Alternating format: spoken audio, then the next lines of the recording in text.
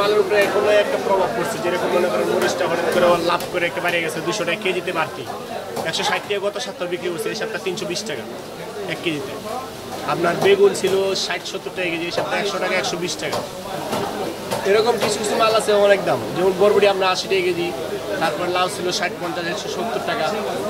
আপনার পটল, ভেন্ডি, তারপরে দুন্দুল, ঝিঙ্গা সিজনে তো তরকারি, গ্রীষ্মকালের তরকারি যেগুলো, এগুলো দাম 60-50-এর ভিতরে আছে। যেমন ফুলকপি এখন পাওয়া যাচ্ছে না, ফুলকপি একটা 100 টাকা পিস, পাতাকপি 80 টাকা 100 টাকা পিস। মালের চাহিদা কমে গেলে বাড়িয়ে যাবে।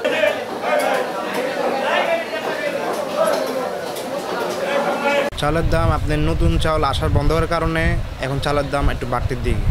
আগে নতুন চাল আসছিল 2-1 মাস আগে, চালের দাম 2 থেকে 3 টাকা কমছিল, এখন আপনার 2 থেকে 3 টাকা বাড়ছে। আর আগে 28 ছিল আপনার 60 থেকে 62, এখন হচ্ছে 65 থেকে 66 টাকা।